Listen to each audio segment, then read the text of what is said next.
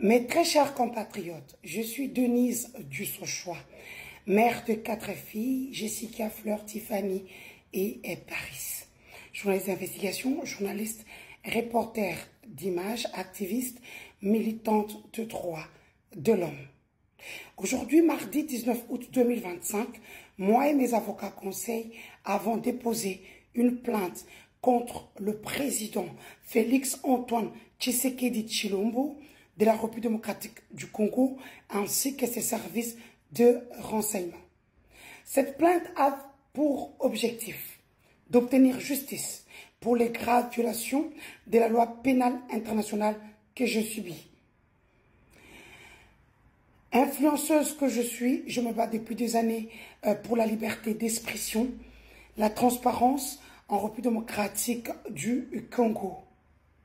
Les faits reprochés qui sont imputables à la République démocratique du Congo, notamment à ses plus hautes autorités, j'ai cité le président Félix Antoine Tshisekedi Tshilombo, ainsi que la constitution étatique chargée de la sécurité des renseignements, la police nationale congolaise, l'agence nationale des renseignements, ANER, administration pénitentiaire, la prison de Makala, le service de l'État, le service de sécurité de l'État, la DEMIAP, la détection militaire des antipatrie, le CNC, Centre national de cyberdéfense, CNS, Conseil national de sécurité, DGEM, Direction générale de la migration, les services spéciaux, ainsi que la présidence de la République. Ces institutions ont agi à mon encontre, non pas dans le cadre des procédures légales ou pour garantir la sécurité publique, mais dans le but clair de me réduire non seulement au silence et de m'intimider par des voix que je peux dire des dissidentes, par des méthodes illégales et répressives. Vous le savez, ça a été filmé pour m'humilier, pour que je puisse être humilié sur la place publique. Le 26 septembre 2024, j'ai été arrêté soi-disant que je travaille pour le M23, que je travaille selon le député provincial Zachary Bababaswe dans plusieurs de ces vidéos que nous avons illustrées au niveau de la cour, qui disait que j'ai travaillé pour AFC M23 avec la rébellion, et jusqu'à ce jour, aucune preuve n'a été sortie sur la place publique. Et pendant cette arrestation, qui s'est faite d'ailleurs sans mandat, sans aucune information au préalable et sans possibilité d'exercer mes droits à être défendu, j'ai été conduit d'abord dans un centre secret, j'ai été privé de liberté, j'ai perdu mon bébé, du sang coulé, personne n'a eu compassion pour moi, je n'ai eu de contact ni avec ma famille, mes avocats, et on ne m'a présenté à aucune instance judiciaire. Durant cette période de détention, j'ai été soumise à des actes de torture physique et psychologique, des coups répétés au cours desquels j'ai perdu mon bébé, comme vous le savez, le déshabillage forcé, les menaces graves, des viols, le viol, la privation sensorielle, l'humiliation verbale et psychologique, torture par électrochoc, vol de mes effets personnels, dont un grand coffret de bijoux en or que j'ai toujours demandé. Les conditions de détention étant dégradantes et contraires à la dignité humaine, vous avez vu dans les images où je dormais carrément à terre, aggravant pour moi des souffrances infligées. J'ai été enfermé dans un petit 5 mètres carrés et j'ai dormi à même le sol, comme je viens de le dire. Mes effets personnels contenant des blocs-notes, des portables, des ordinateurs portables, des téléphones, des carnets de notes, documents professionnels ont été saisis illégalement, sans aucun inventaire justificatif. Plus grave encore, le contenu intime de mes téléphones, y compris des vidéos privées dévoilant ma nudité, ont été diffusés publiquement sur Internet. Bien sûr, sans mon consentement. Cet acte constitue une violation grave de ma vie privée et de mon intégrité morale, relevant de ce qu'on appelle communément revenge porn. En tant qu'influenceuse dont la notoriété repose largement sur la gestion et la protection de son image publique, Cette diffusion a eu des conséquences dramatiques, atteinte à ma réputation, l'isolement social, menace des morts, menaces supplémentaires et destruction complète de ma carrière professionnelle.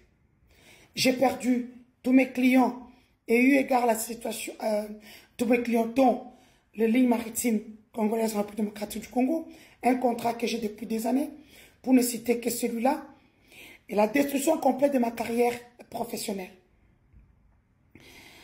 Les vidéos de ma dignité sont sur les réseaux sociaux, à travers des liens Telegram.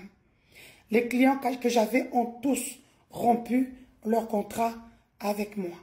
J'ai été libéré le 1er mars 2025, comme vous le savez. Aujourd'hui, le fait que je renonce entre dans le champ des crimes contre l'humanité, tel que défini à l'article 7 du statut de Rome, ratifié par la République démocratique du Congo.